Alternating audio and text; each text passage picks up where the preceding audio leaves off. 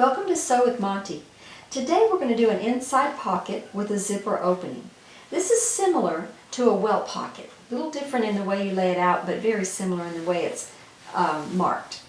The first thing I want to talk to you about is the opening itself. Now the pattern I'm using called for a 6-inch opening. The difficulty with this is that most zippers you buy in a fabric store don't come in a 6-inch length. They come in a 7-inch, is usually the smallest size, the most common.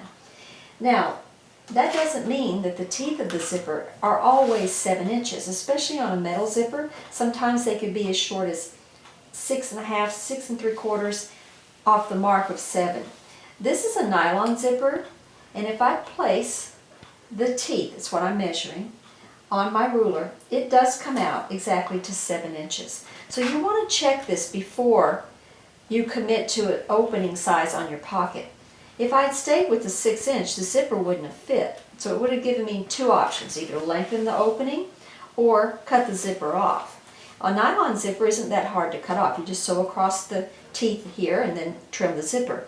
But if it were a metal zipper, it's much more difficult to shorten.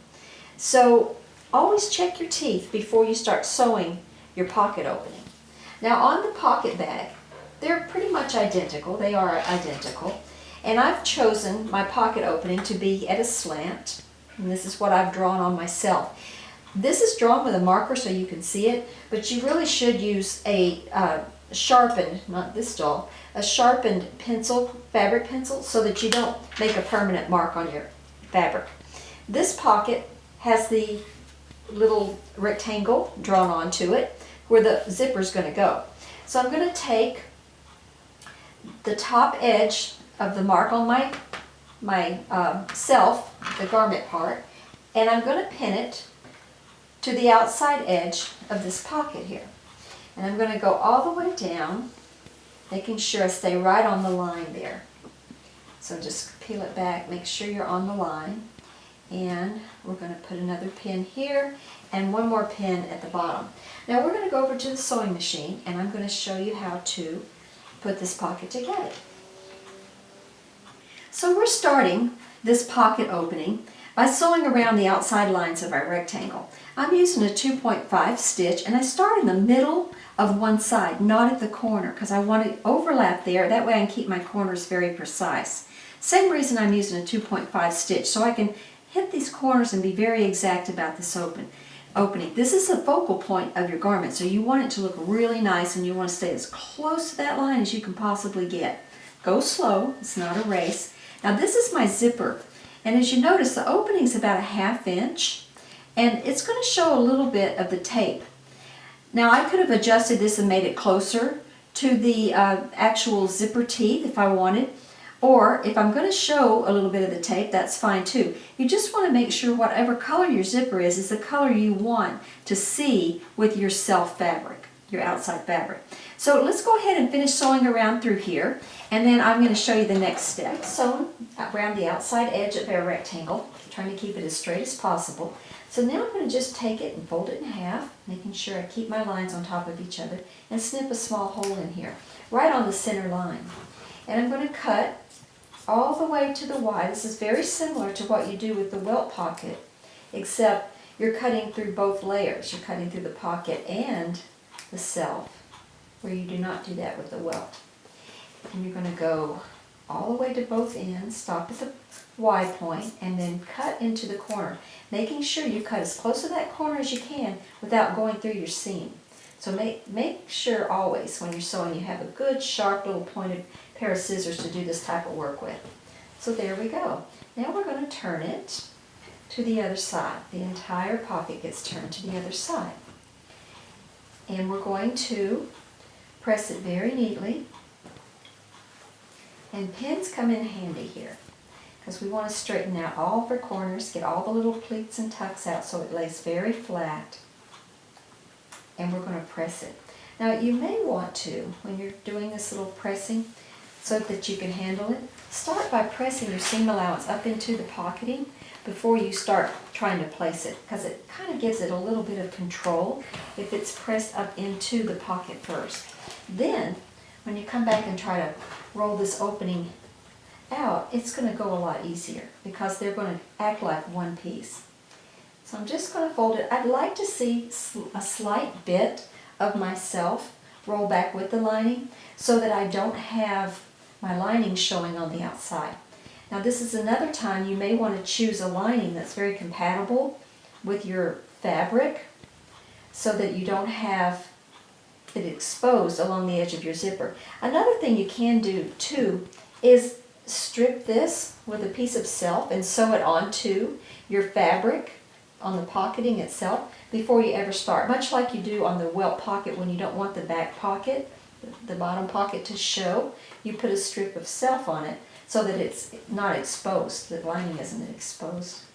So I've almost got it pinned here, making sure I've got it nice and clean, nice and straight. I don't want any issues when I'm pressing this because this is a focal point. So take your time, get it right, whatever it takes, get it in there and get it pinned right because you want this to be very nice looking because it's going to be showing and it's going to be showing a lot. So now I've got it pinned, quite a few pins, but it's worth it. And I'm going to just press it, bump press first.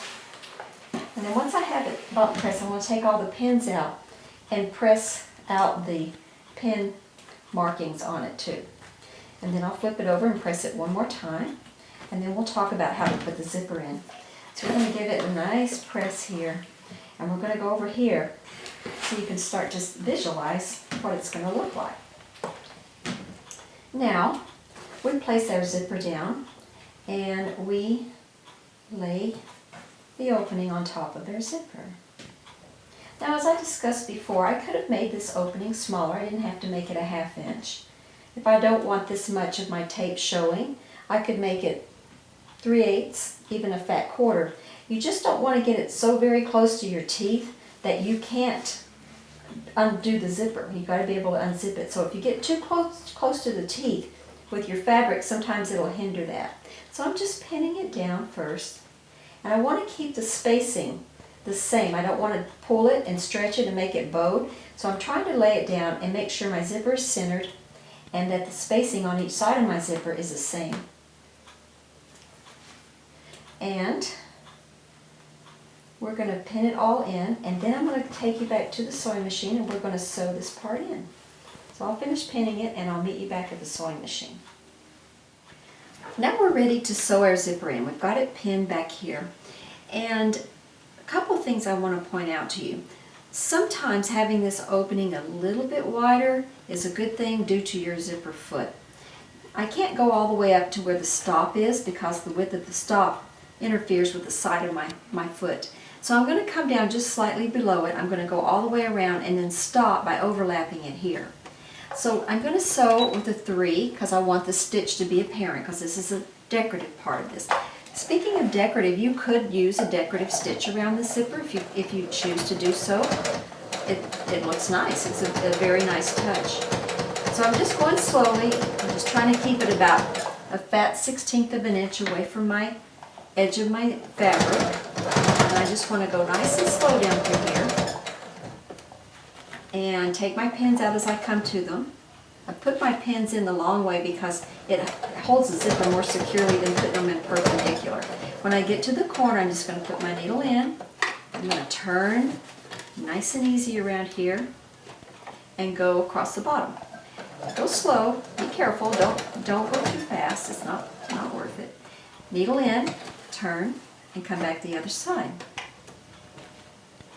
This is really kind of fun to do, and if you've got a really decorative pretty zipper, it can be quite a nice touch to do this kind of look. So we're almost there. I'm going to turn the next corner up here. And then I'll show you how to put the pocket bag on. So I'm going to finish on around, and then I'll show you the next step of putting the back of the pocket bag on. So now we've come to the other side of our zipper pull, and we need to sew around this corner. So what I'm going to do, I'm leaving this pin in, I'm raising my foot up, and I leave the needle in the fabric so I don't lose my place. And I'm just going to slide this little zipper pull open, just a wee bit so I can get around the top here. And now I'm just going to put the foot back down, and I'm going to continue on around the top edge of my zipper here. So I'm going to go very slowly and just go all the way up until I come to the stops on my zippers. Put my needle in, turn the corner, making sure I don't hit the stops on my zipper. And then I'm just going to come straight across the top, nice and slow. And then when I get to the other side, needle in, and I'm going to come back and connect my seam. So I just come right down through here, and I want to go slow enough that I can just align my seam back up and I don't have an imperfect overlap. And when I get it overlapped, I'm not backing up because I don't want it to look heavy. I'm just going to overlap it. And then I cut all my threads, zip my zipper up, trim them back here too. See how nice that looks? And with the decorative zipper in here, with metal teeth or a larger coil, this is a coil zipper, this is a 2mm zipper. This is the stop, and this is the pull. So you can get zippers that have decorative pulls, maybe a tassel or a little bead on them, metal zippers, different size coils. You can go up in size and get a thicker coil. So there's a multitude of types of zippers you can use. Always remember though, measure your teeth so you get the opening correct for the actual pocket. Now the back side of this is so simple. All you do is you're going to go take the back side of this and you're going to sew all the way around the pocket and finish it off with some sort of stitch. I like to use a 1/2 inch seam allowance, and then I finish it off with a serger or one of my overcast stitches on my sewing machine, and that will be your pocket. So let me go ahead and do that, and then I'll show you the final result. This is our finished pocket. It looks quite nice, especially if your twill matches your tape, your twill tape matches your garment, or if it's intentionally decorative. Again, you could have closed this up a little bit so more of just the coil showed and not as much of the tape. There's nothing wrong with that. Just make sure when you mark your rectangle, instead of making it a 1/2 inch wide, make it 3/8 or a little bit less than that. So we're just going to zip it here, and you can see you have this beautiful pocket in here. Just beautiful. I'm going to zip it back up, and I'm going to turn it over and show you the back side. What I did, I started here and I sewed 1/2 inch all the way around my pocketing. Put the top and bottom pocket together. Then I came back and I finished the edge off so that it wouldn't ravel out. I like to use a 1/2 inch seam allowance so that it's got a little bit of fabric here, and that way if you push on it, you're not going to push a hole into your pocket. And that's it. That is an inside pocket with a zipper opening.